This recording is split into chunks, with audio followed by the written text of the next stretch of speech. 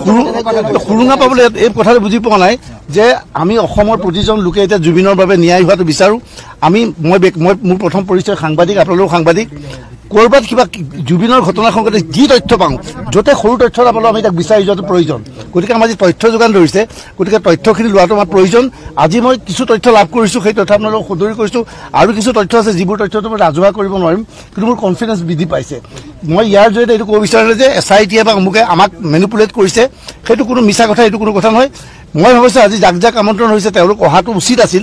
আৰু যদি SITৰ সন্মুখত তেওঁলোকে উপস্থিত হৈ ইয়াত জুবিনৰ ন্যায়ৰ বাবে মাত নামাতি কেৱল ফেচবুকত বা বাহিৰত কথা লিখিলে নহ'ব, SITৰ সন্মুখত আজি এই কথা ক'বলৈ উঠাব লাগিছে। আমি SITৰ পিছত বহু পৰামৰ্শ দিছোঁ, আমাৰ বহুতে লিখিত পৰামৰ্শ দিছে, আমি দাবী উত্থাপন কৰিছোঁ। আৰু নডেল অফিচাৰ তেওঁলোকৰ ফালৰ পৰা ঠিক কৰা হৈছে যে ৰিপৰ্টবিলাক তেওঁলোকে কৰি থাকিব। এতিয়া এটা আমাৰ মাজত সদায় ভুল বাতৰি ওলায়। ৰাতিপুৱা আমি পিছলৈ দেখোঁ কোনোবা কাকতত, কোনোবা মিডিয়াত বেলেগ ধৰণৰ বাতৰি ওলায়। কোনটো বাতৰি শুদ্ধ, কোনটো অশুদ্ধ জনাবলৈ তেওঁলোকক আমি আহ্বান জনাইছোঁ যে আপোনালোকে এজন নডেল অফিচাৰ দিয়ক, এদিন বা দুদিনৰ মূৰে মূৰে সাংবাদিকসকলক মাতি গোটেই তদন্তৰ অগ্ৰগতি জনাওক, যাতে সঠিক বাতৰি সন্মুখত আহে। আৰু আজি আমি তেওঁলোকৰ ওচৰত পুনৰ কৈছোঁ জুবিন গাৰ্গক ন্যায় লাগে, কিন্তু এইটোও কওঁ যে মই জুবিন গাৰ্গক 10 দিনৰ ভিতৰত ন্যায় লাগে বুলি আমি কোৱা নাই। আমি ন্যায় বিচাৰিছোঁ। তেওঁলোকে কৈছে যে 3 মাহৰ ভিতৰত যিখিনি চাৰ্জশ্বিট দিব লাগিব দিব, আৰু কোনো ক্ষেত্ৰত যে কোনো যাতে সাৰি যাব নোৱাৰে তাৰ ব্যৱস্থা কৰিব। সেইখিনি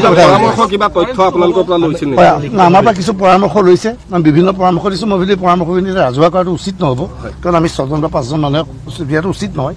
কিন্তু আমি যি পৰামৰ্শ দিছোঁ, আপোনালোকে যিটো বিচাৰিছে, অসমৰ ৰাইজে যিটো বিচাৰিছে, আমি তেনেকুৱা পৰামৰ্শ দিছোঁ। আমি বাৰে বাৰে কৈছোঁ যে জুবিনৰ এই ঘটনাৰ সৈতে জড়িত ব্যক্তিসকল যাতে কোনো ক্ষেত্ৰতে ৰেহাই নাপায়। জুবিন গাৰ্গ অসমৰ এজন সম্পদ আছিল।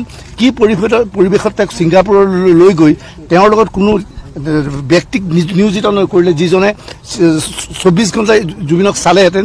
ইয়াৰ বাবে দায়ী কোন? শ্যামকান্ত মহন্তই কিয় ব্যৱস্থা নল'লে? সেইবিলাক প্ৰশ্ন আমি উত্থাপন কৰিছোঁ।